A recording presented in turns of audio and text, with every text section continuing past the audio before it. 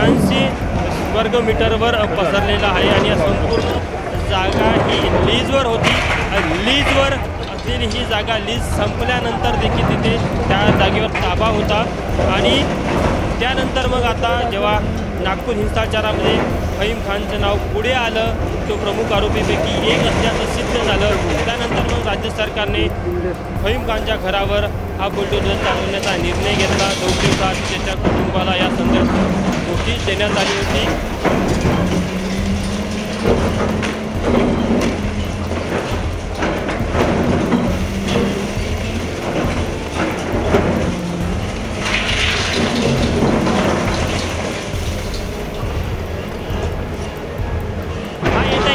येत बस स्टँडवर चल। फहीम खानच्या घरावर हा पहिला हातोडा राज्य सरकारचा पडताना दिसत आहे। हे टिनाचं जे शेड आहे ते जमीनदोस्त केलं जात आहे आणि हळूहळू ही पूर्ण कारवाई पुढे अशी दिवसभर चालू राहणार आहे। पहिले खरं तर इथे इलेक्ट्रिक सप्लाय सुरू आहे, तो इलेक्ट्रिक सप्लाय कट करण्यात आला आणि त्यानंतर आता या अतिक्रमण तोडण्याच्या कारवाईला सुरुवात झालेली आहे। नागपूर महानगरपालिकेचा किंवा राज्य सरकारचा बुलडोझर हा फहीम खानच्या घरावर आपल्याला त्याचं घर पाडताना दिसत आहे आणि इतरही जे कर्मचारी आहे ते देखील या संपूर्ण प्रक्रियेमध्ये सहभागी झालेला आहे। तर राज्य सरकारचा जो हातोडा आहे, बुलडोझर म्हणा किंवा हातोडा म्हणा, हा फहीम खानच्या घरावर पडल्याचं आपल्याला दिसून येतं। फहीम खान हा नागपूर हिंसाचाराच्या आरोपीपैकी एक मुख्य आरोपी आहे आणि त्याच्या घरापासूनच कुठंतरी या कारवाईला सुरुवात होत आहे। त्यामुळे राज्य सरकारने थेट संदेश देण्याचा प्रयत्न केलेला आहे आणि पुढील काळामध्ये या संपूर्ण हिंसाचारामध्ये इतर आरोपी आहे त्यांच्या घरावर देखील बुलडोझर चालण्याची दाट शक्यता आहे। खानने या संपूर्ण जागेवर अतिक्रमण केलं, त्यामुळे नागपूर महानगरपालिकेचं पथक हे अतिक्रमण तोडण्याचं काम करत आहे। त्यासाठी परिसरामध्ये कडेकोट पोलीस बंदोबस्त देखील लावण्यात आल्याचं आपल्याला पाहायला मिळत आहे। फहीम खानचं हे संपूर्ण घर आहे 86 वर्ग मीटरवर पसरलेलं आहे आणि या संपूर्ण जागा ही लीजवर होती। लीजवर असलेली ही जागा लीज संपल्यानंतर देखील तिथे त्या जागेवर ताबा होता आणि त्यानंतर मग आता जेव्हा नागपूर हिंसाचारामध्ये फहीम खानचं नाव पुढे आलं, तो प्रमुख आरोपीपैकी एक असल्याचं सिद्ध झालं, त्यानंतर मग राज्य सरकारने फहीम खानच्या घरावर हा बुलडोझर चालवण्याचा निर्णय घेतला। 2 दिवसाआधी त्याच्या कुटुंबाला या संदर्भात नोटीस देण्यात आली होती।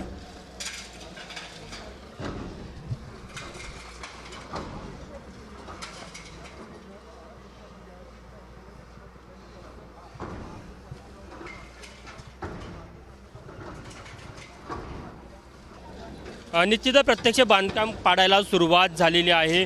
फहीम खान हा नागपूर हिंसाचारातील आरोपीपैकी एक प्रमुख आरोपी आहे आणि राज्य सरकारने तशा प्रकारचे आदेशच आधी दिले होते की जे आरोपी आहेत त्यांच्यावर कठोर कारवाई केली जाईल आणि फहीम खानचं हे संजय बाग कॉलनीतलं हे घर आता JCBच्या मदतीने तोडलं जात आहे। सकाळला साधारण 10 वाजताच्या सुमारास इथे प्राथमिक कारवाईला सुरुवात झाली होती। घराचं पहिले सर्वेक्षण करण्यात आलेलं होतं, जो विजेचा सप्लाय होता, पुरवठा होता, तो तोडण्यात आलेला होता आणि त्यानंतर मग आता या सर्व कारवाईला सुरुवात झाल्याचं आपल्याला पाहायला मिळतं आहे। जर का तुम्ही अवतीभोवती बघितलं तर मोठ्या संख्येने पोलिसाचा बंदी देवेंद्र फडणवीस यांनी देखील आधीच तशा प्रकारचे संकेत दिले होते आणि फहीम खान हा हिंसाचारापैकी एक प्रमुख आरोपी आहे। त्याच्यावर गणेशपेठ पोलीस स्टेशनमध्ये मॉब जमवणे, सोबतच तिथे हिंसेला भडकवण्यासाठी त्यांना प्रयत्न करणे आणि हिंसाचार करणे, जाळपोळ करणे अशा प्रकारचे गंभीर आरोप त्याच्यावर आहे। फहीम खानवर देशद्रोहाचा देखील गुन्हा दाखल झालेला आहे, त्यामुळे राज्य सरकारने कठोर कारवाई त्याच्यावर केलेली आहे आणि ही कारवाईची सुरुवात आपल्याला पाहायला मिळत आहे की फहीम खानचं ते अनधिकृत घर होतं त्याच्या तोडकामापासून होताना दिसत आहे। संजय बाग कॉलनी आहे यशोधरा पोलीस स्टेशनच्या हद्दीमध्ये, त्या हद्दीमध्ये हे घर आहे। 86 वर्ग मीटरमध्ये हे घर बांधण्यात आलेलं आहे। लीजवर हे घर मिळालं होतं, मात्र लीज संपल्यानंतरही या जागेवर फहीम खानच्या कुटुंबानं ताबा मिळवला होता आणि 2 दिवसांनी नागपूर महानगरपालिकेने त्याच्या कुटुंबाला घर खाली करण्यासंदर्भात नोटीस बजावलेली होती। कालच फहीम खानचं कुटुंब संपूर्ण घर सोडून इथनं निघून गेलेलं होतं. त्यांनी घरातलं संपूर्ण सामान देखील सोबत घेऊन गेले होते. त्यामध्ये फहीम खानचे आईवडील असेल, पत्नी असेल, मुलं असेल.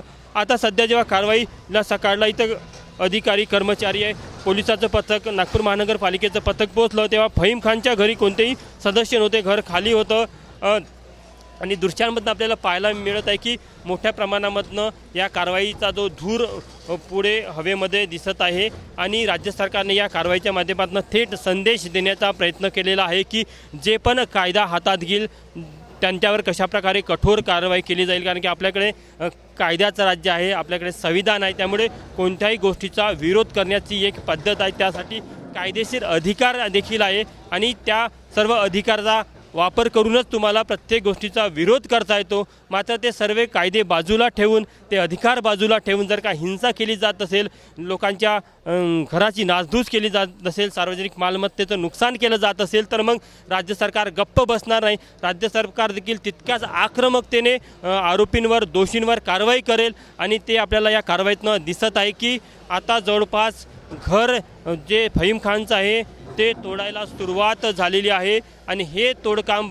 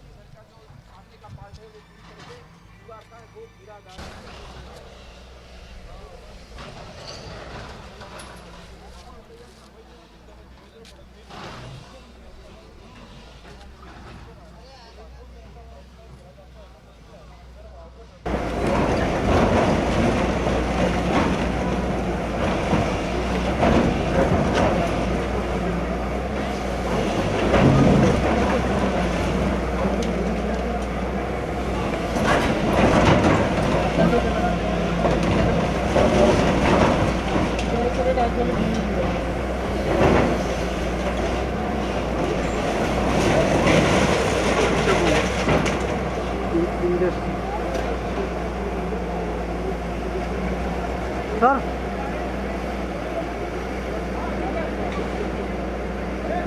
जी सर हाँ हाँ हाँ हाँ हाँ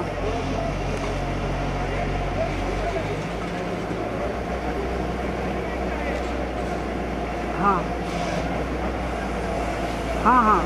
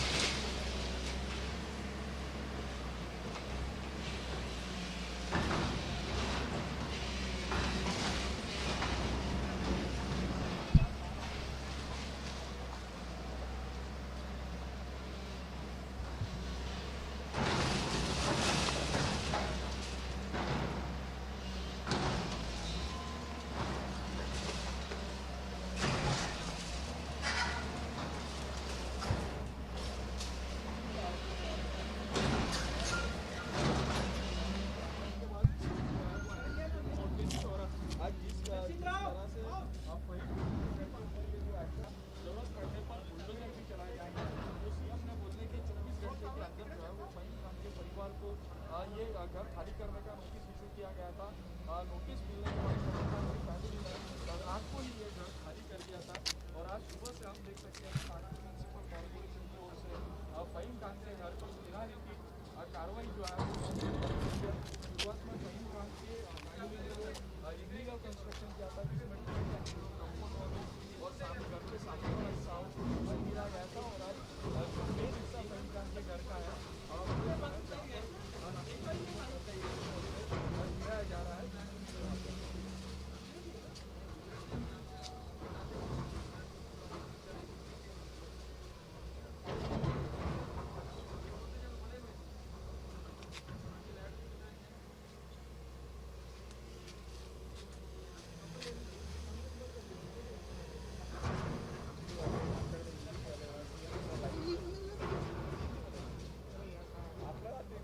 7 नंतर येईन दुपारी येईन.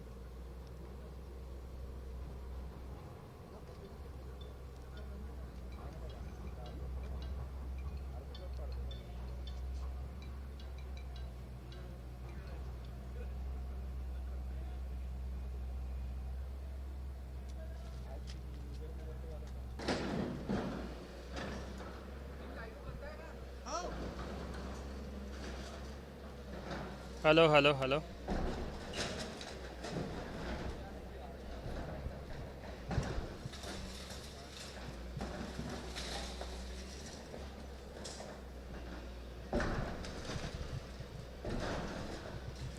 जर का थेट दृश्य बघायचं असलं तर फहीम खानचं घर हे तोडण्याचं काम नागपूर महानगरपालिकेच्या पथकाकडनं सुरू आहे. मागच्या 1 तासापासून ही कारवाई सुरू असल्याचं पाहायला मिळत आहे. आणि जर का तुम्ही बाजूला बघितलं तर पोलिसांचा देखील तितका चोख बंदोबस्त आपल्याला पाहायला मिळत आहे.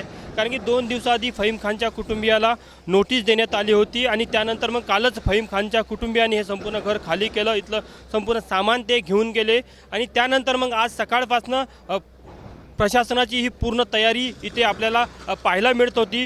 पोलिसांचा चोख बंदोबस्त असेल, नागपूर महानगरपालिकेचं अतिक्रमण पथक असेल, ते सकाळपासनं इथे येऊन दाखल झालेलं होतं. आणि थेट दृश्यांमध्ये पाहायला मिळतं की संजय बाग कॉलनीमधलं हे फहीम खानचं घर आहे. नागपूर महानगरपालिकेच्या पथकाकडनं आता जमीनदोस्त करण्याचं काम सध्या सुरू आहे. मुख्यमंत्री देवेंद्र फडणवीस यांनी आधीच सांगितलं होतं की कुठेतरी नागपूरच्या हिंसाचारामध्ये बाहेरच्या लोकांचा देखील सहभाग आहे. जर का आपण नागपूरच्या हिंसाचाराचं जे केंद्र बघितलं तो मध्य नागपूर परिसर होता, मध्ये भालदारपुरा असेल किंवा चिटणवीस पार्क परिसर असेल. मात्र हिंसाचार करणारे जे आरोपी होते हे नागपूरच्या वेगवेगळ्या भागामध्ये होते. म्हणजे फहीम खानचं जे घर आहे ते आपल्याला पूर्व नागपूरमध्ये आहे. इथनं हिंसेचं जे स्थळ आहे ते जवळपास 12 ते 15 किलोमीटर अंतरावर आहे. त्यामध्ये मुख्यमंत्र्यांनी किंवा राज्य सरकार असेल किंवा पोलिसांनी वारंवार तो दावा केला होता की स्थानिक लोकांचा त्या हिंसाचारामध्ये सहभाग कमी होता, मात्र बाहेरचे लोक होते. त्यातलं हे प्रातिनिधिक उदाहरण की फहीम खान हा तिथला स्थानिक नव्हता, मात्र तो इथनं त्या भागामध्ये गेलेला होता आणि त्यांनी तिथे तरुणांना हिंसा करण्यासाठी उद्विग्न केलेलं होतं. हे देखील आपल्याला पाहायला मिळतं आहे. जर का ही कारवाई जी सुरू आहे ही कारवाई बघण्यासाठी देखील मोठ्या प्रमाणामध्ये या परिसरातील लोक गच्चीवर उभे असल्याचं पाहायला मिळतं आणि राज्य सरकारने कुठेतरी एक संदेश देण्याचा प्रयत्न केलेला आहे. आतापर्यंत नागपूर हिंसाचार प्रकरणामध्ये 13 वेगवेगळ्या FIR दाखल झालेल्या आहे. 104 आरोपींना अटक करण्यात आलेली आहे आणि या सर्व आरोपींवर पोलीस कायदेशीर कारवाई करता. इतरही काही आरोपी आहे जे या संपूर्ण प्रकरणामध्ये फरार आहे. ते वेगवेगळ्या राज्यामध्ये पळून गेल्याची माहिती पुढे येत आहे आणि त्यासाठी देखील पोलिसांची वेगवेगळे पथकं तयार करण्यात आलेली आहे. अशा परिस्थितीमध्ये नागपूर पोलीस समांतर पद्धतीनं कारवाई करताना पाहायला मिळतं. एकीकडे न्यायालयीन लढाई सुरू आहे, दुसरीकडे कायदेशीर कारवाई सुरू आहे, तिसरीकडे आरोपींची धरपकड देखील सुरू असल्याचं पाहायला मिळतं.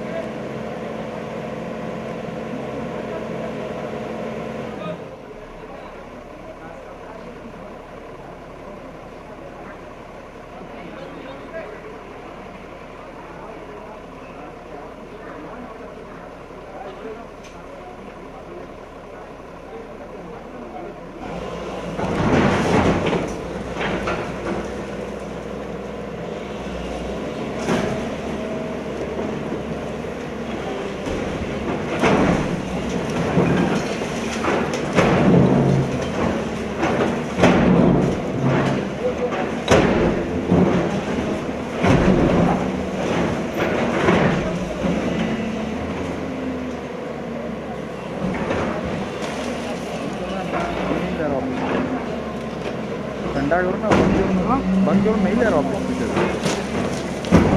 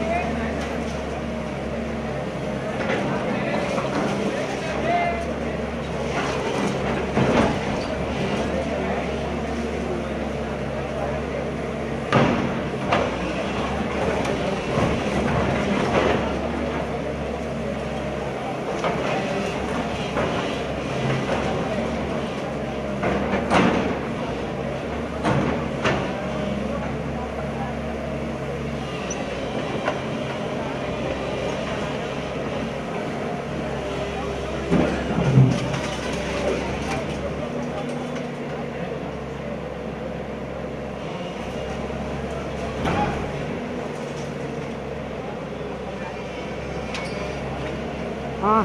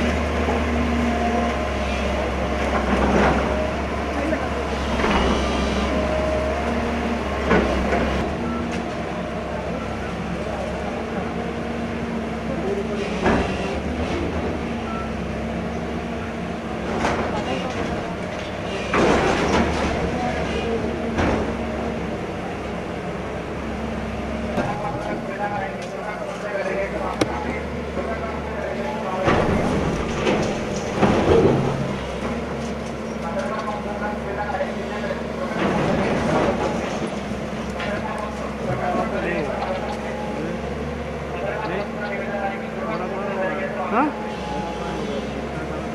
क्या बहाना उन्होंने कुछ सेंटीमीटर कुछ ये किया था और लीज खत्म हो गई ना की लीज 30 साल की रहती है। वो लीज रिन्यू होती है, जनरली होती है 99.9% होती है।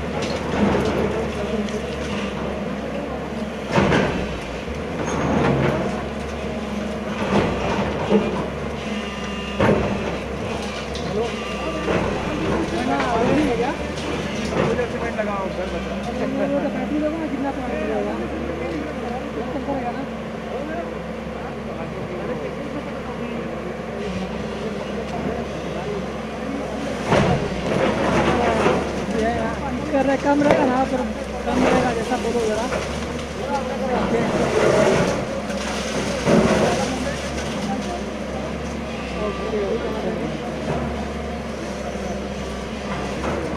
हाँ चलिए।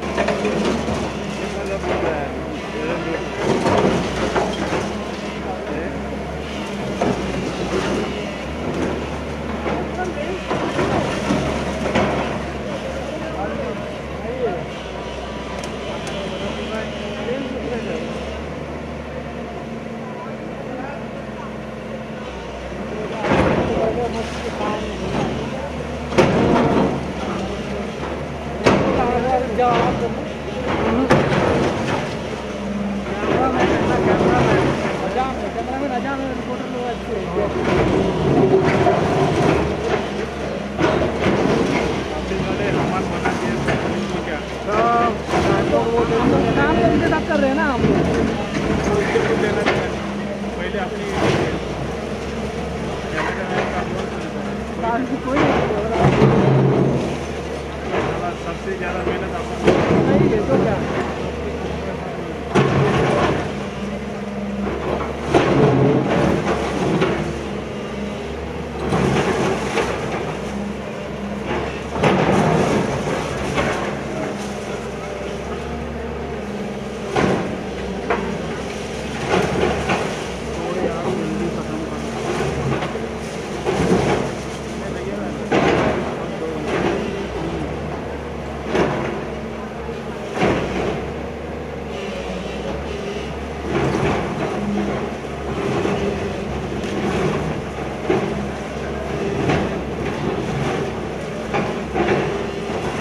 सरकार की एक सरकार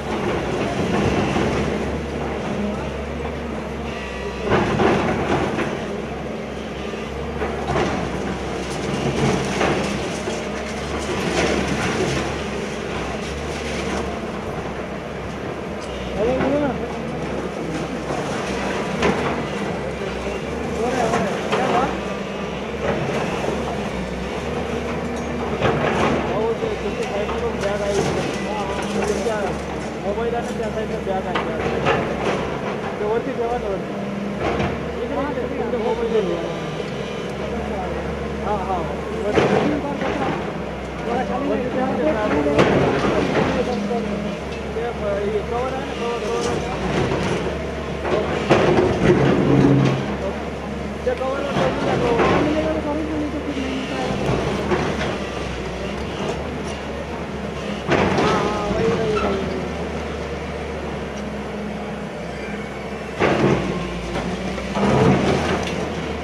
हेलो